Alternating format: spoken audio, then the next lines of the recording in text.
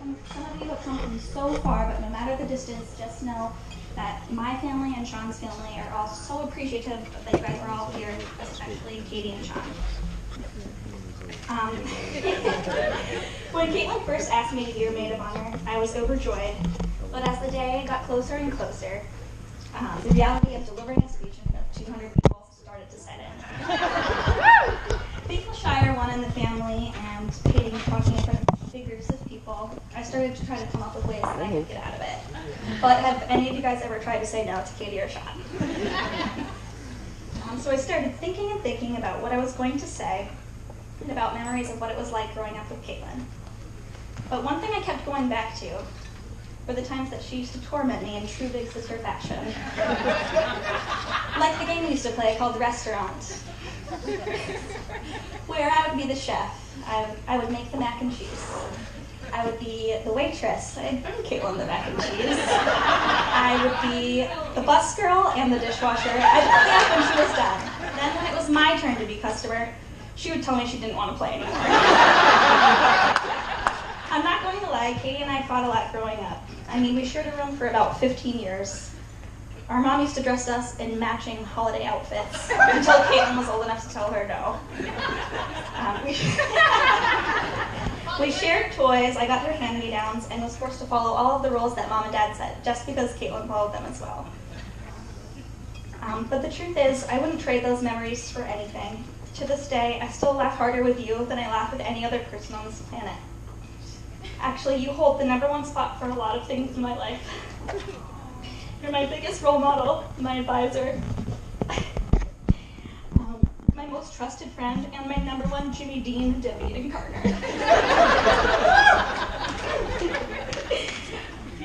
I wouldn't be half the person I am today if I didn't have you as a big sister to look up to, and I'm so, so proud of you. As for Sean.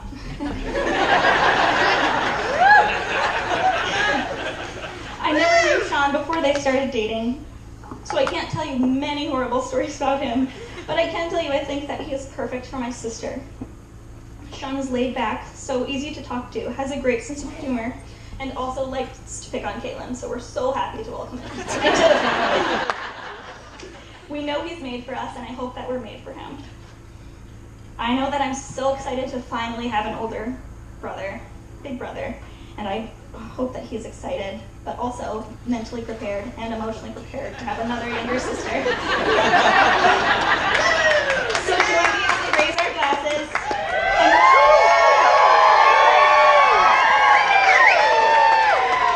and wish Caitlin and Sean all of the love and joy that they bring to all of our lives each and every day.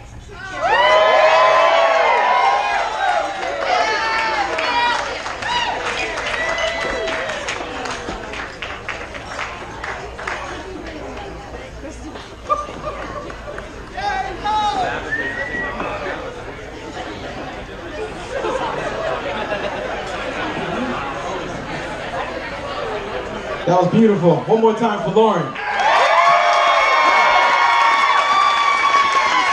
Keep those hands going, ladies and gentlemen. Make some noise for the best man, Jamie Lee. Thank you. Good evening. For those of you that don't know me, I'm Sean's younger brother. And I'd also like to start by thanking you for all making it out here, as well as thanking Chris and Mary for the lovely evening this evening. Chris has also asked...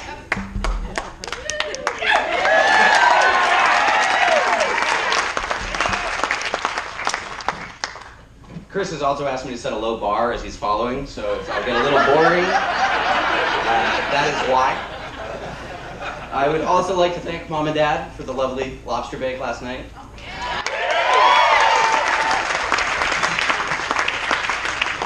And I have to say, Dad, for those of you who don't know, my father has a history of falling asleep during Thanksgiving grace. So I was a little scared going into this afternoon, but you did well.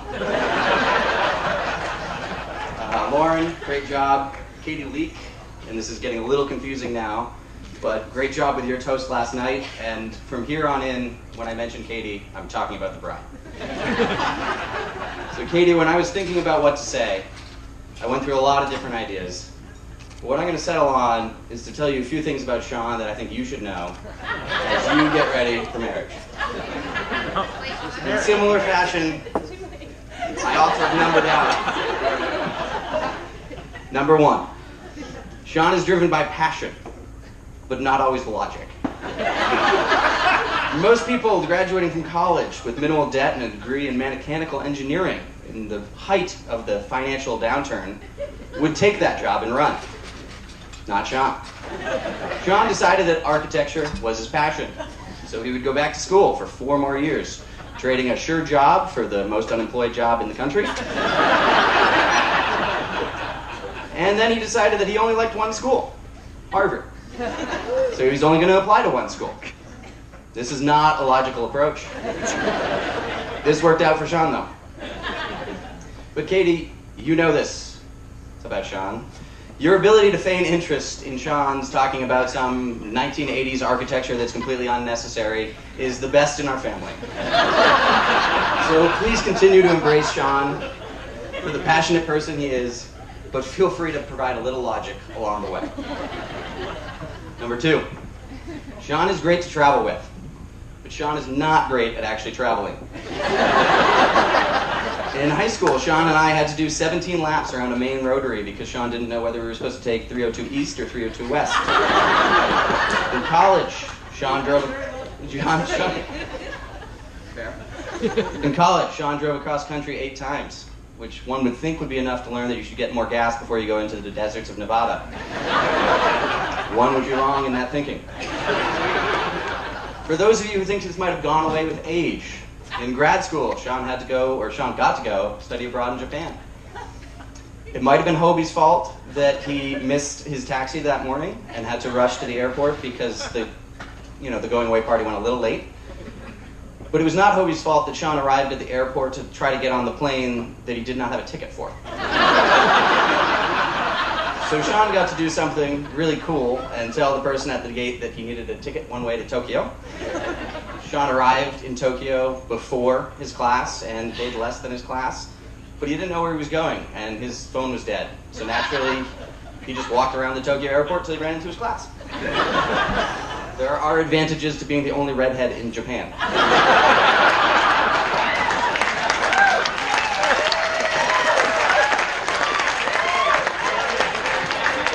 Sean has missed more exits than everyone I know combined. He has missed exits because he likes songs. He has missed exits because he doesn't like songs.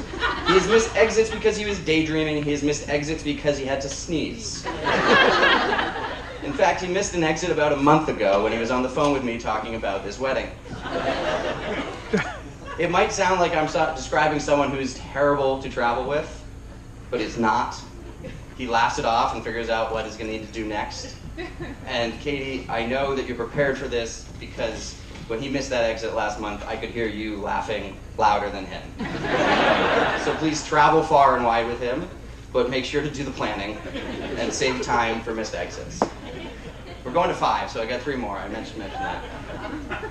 Sean, number 3, is incredibly hardworking to the point of being a bit of a perfectionist. Yeah. Thanks, Dad. Which, depending on what you're doing, will constantly dance between the line of incredibly endearing or utterly irritating. Those of you who have spent all-nighters with him at GSD or have been working with him, watching him juggle the wedding preparations and increasing workload at William Rahn this summer, know what I mean when I'm saying it's an endearing work ethic. Anyone who was around the summer he built Venya and had to hand-tie 2,000 copper fastenings. Applied varnish, sanded varnish, applied varnish, sanded varnish. Jamie, can you hold this? Katie, can you hold that? Will know what I mean when I say that the perfectionist can get a little irritating. But anyone who's seen the final results know that they're often spectacular.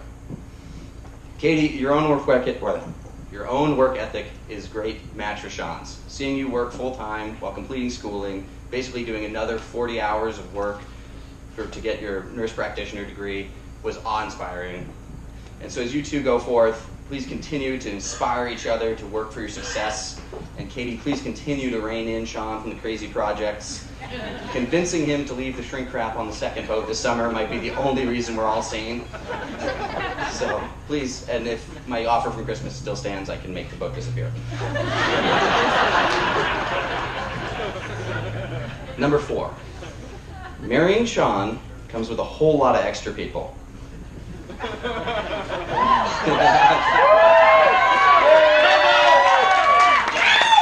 One of the things that's always impressed me the most about Sean is how strong a group of friends he has.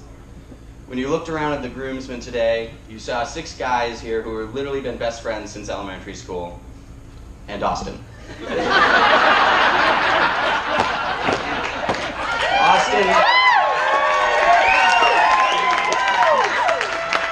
Austin, that is actually a credit to you because it is not a group that is easily joined.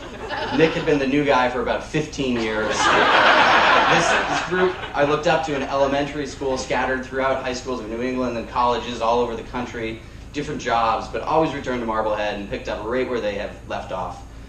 They've gone through their ups and downs, and they've always been there for each other.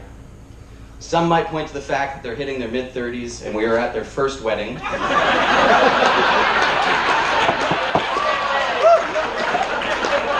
Or the fact that they consistently and seriously discuss buying a house together as cause for concerns.